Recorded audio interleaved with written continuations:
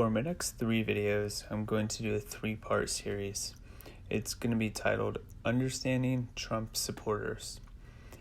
I've seen a bit of confusion on the left as to why someone would vote for Trump.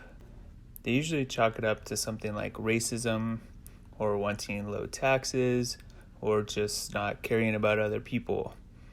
My goal over the next 3 videos is to explain why that isn't true and to show that it's just a different view of the world.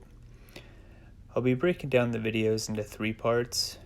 Part 1 will explain who Trump voters are, their demographics, and their beliefs.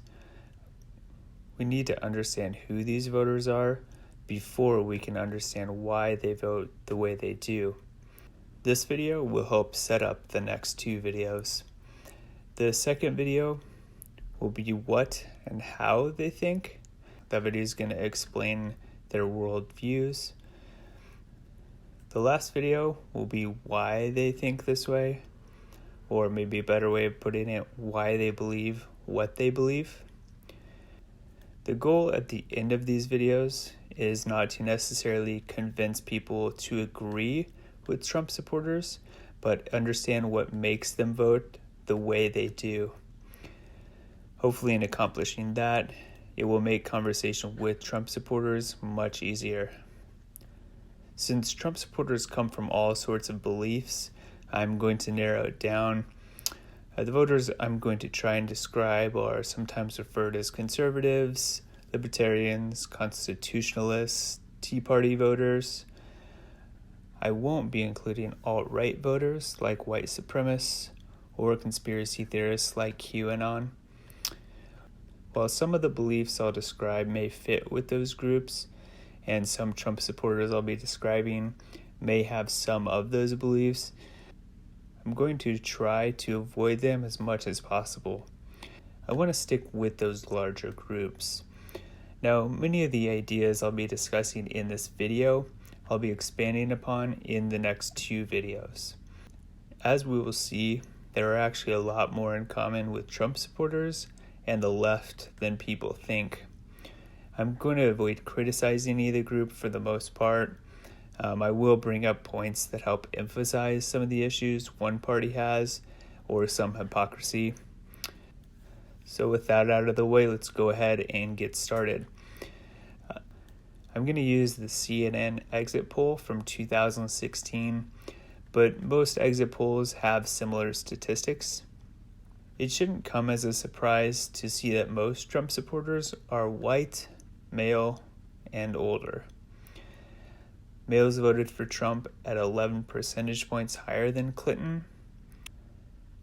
People 45 years and older voted for Trump 8 percentage points higher, and whites overwhelmingly voted for Trump at 20 percentage points more than Clinton. Diving a bit deeper, we can see Trump won 10% of Christian voters. Christian being the important word here, not Muslim, Jewish, or other religions. Voters without a college degree voted for Trump at 7 percentage points higher, and Trump supporters were middle-class earners. They're not the lowest earners, and they're not the highest earners, unless we take a look at that $250,000 income, which is actually its high. We can look at state maps and see that Trump wins rural areas much more than larger cities. There's not a 100% correlation with population and Trump supporters, but there's definitely a strong connection here. Taking a look at Louisiana first, which he won and is traditionally a Republican state. East Baton Rouge, Cato, and Orleans parishes, which have 3 of the highest populations, were all won by Clinton. We can also see the rural areas were mostly won by Trump. If we move to California, which is a state Clinton won and is historically won by Democrats, so basically the opposite of Louisiana, we can see the west side of the state was won by Clinton. The west side of the state has the large cities like Los Angeles, San Francisco, and San Diego, among others. The east side of the state is much less populated and again was won by Trump. We can see from these two states, which are opposites on the political spectrum, that rural areas is where Trump wins and the larger populated areas is where Clinton wins.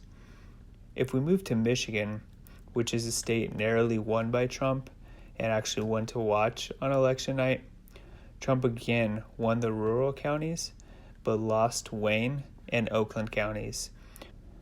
Those two counties have the highest population in the state. So we've looked at a state Trump won, we've looked at a state Clinton won, and we looked at a state that was nearly a tie, and they're all similar when taking a look at county population and which one they voted for. Let's take a look at one more state. Looking at a state like Nebraska gives a perfect example of urban versus rural voting pattern. Douglas and Lancaster counties are where nearly half of the state's population resides, and they were the only two won by Clinton in 2016. Now that we know a bit more about the demographics of Trump voters, let's dive into what they actually believe. When I think about how Trump supporters view the world, I always think of their views as trying their best to do the right thing or living the right way. They're loyal, especially to family, friends, and their jobs. Along with the loyalty to their jobs, they're also hard workers. They take pride in working hard and doing good work. And they're against handouts. We'll spend a bit of time in the second video to see how this affects their beliefs. Another thing is they're very pro-capitalism, almost to the point where you can say that they're loyal to capitalism. Trump and the right often criticize the left of being socialists, and being labeled a socialist is a boogeyman term and automatically puts the recipient in a negative light, even though most Americans don't actually understand what socialism is. But we'll talk about that in another video. They also have a very interesting relationship with the environment. Capitalism is often harmful to the environment, but many Trump supporters are also hunters and fishermen. Now, we've already noted that Trump supporters are religious, and this includes both going to church multiple times a week and the more spiritual connection to God. And again, I'm speaking of the Christian God. Even the ones that don't go to church often feel God is real and they believe that they're going to heaven as long as they do the right things. Many are also patriarchal, which goes along with religion. Women have a strong role in the household, but the husband is the provider and the protector. The wife is the caretaker and the supporter. This helps explain the view on feminism that conservatives typically have. We'll expand on the issues with feminism more in the next video. One thing religion and patriarchy have in common is they both have a hierarchy. There is an authority figure that should be obeyed. Along with this, the right is very pro-police, which is of course another authority figure. We can actually see the pro-police even more with the most recent events in 2020. Trump comes across as the law and order president. This idea of hierarchy is the first connection we have as to why Trump is viewed so positively by those who voted for him. Just like God or the father figure of the house or the police, he is the authority figure, and his supporters believe we should listen to what he says. To them, he's also viewed as the protector, which we can see by his law and order demeanor. The pro-police comes back to the do things correctly idea, follow orders, and you won't be arrested or hurt or worse, killed. It should be noted that pro-authority is contradictory to the libertarian idea, but again, that's just a whole different video to talk about that. So Trump supporters follow the word of God, the rules of the husband or father, and the orders that the police give. And all of these are the roles of the protector. God protects from evil, the husband or father protects from negative economic situations, and the police, and to a certain extent Trump, protects from those looking to do harm. In their view, the people not following the police, God, or parental figures are the people that don't do things right. One characteristic a protector has is strong or powerful. This is both literal and figurative in the case of Trump supporters. To describe himself, he uses words like strong and how he's going to dominate. And we can see from his recent COVID clip to not be dominated. For his opponents, he uses words like weak to describe them. He uses superlatives often. One of the best clips to show his strength and powerfulness is his recent return to the White House after his COVID stay. You can see him remove his mask, stand up straight, his chin is high, as if to say, "The virus tried, but I won." From the balcony, he peers down at the cameras, almost godlike upon his followers. Now, going back to loyalty, Trump supporters are also loyal to the flag and the country. They think of themselves as patriots and as true Americans, and they view those on the left as un-American or not patriots. Many times, if you see a Trump flag, right above it you see the American flag. In 2 recent Gallup polls, Republicans rated themselves as extremely proud to be an American, much more than Democrats or independents. Even under Obama, Republicans rated higher.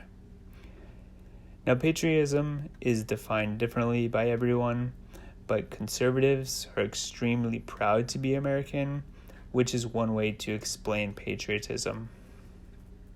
If you compare expressions and phrases Trump uses to Democratic candidates, it's much easier to see the difference. Trump's main slogan, "Make America Great Again," and "Keep America Great," and "America First," are full of patriotism.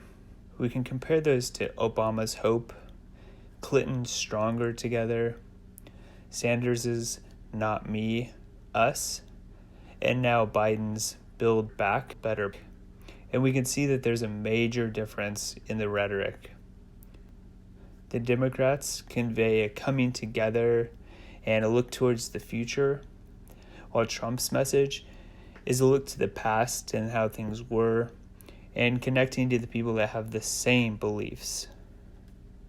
Now that we've gone through many of the characteristics of Trump supporters, we can see them in the heroes they follow. People like Bo and Luke Duke, who stand for liberty and freedom in the fight against the corrupt boss hog.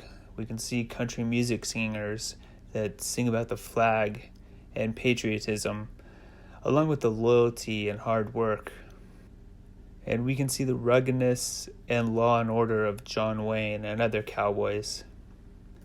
And we can see it in this one especially, the one that became the 40th president. Now, if we look at the most recent Democratic presidents, we find Bill Clinton, the lawyer, and Barack Obama, the constitutional law professor. Now, remember, Trump supporters tend to not have a bachelor's degree or higher. They don't view academics the same way non-Trump supporters do. And they're also anti-elite. Comparing the Democratic presidents to the most recent Republican presidents shows another example of the characteristics conservatives search for. We find the cowboy Reagan, the war vet Bush, his son, the hardworking, born-again Christian rancher, and Trump. He seems to not fit with the others, though. But with a little bit more investigation, we can find that he actually does fit with these other presidents. And unfortunately, to see how he fits, you'll have to wait for part 2, where we look at how and what Trump supporters think. Thanks for watching this first video. Like and subscribe so you know when part 2 comes out. I've created a Twitter account. It's just starting to get going, so not a whole lot of tweeting yet. And I also have a Patreon, so go ahead and visit those if you can. And thanks.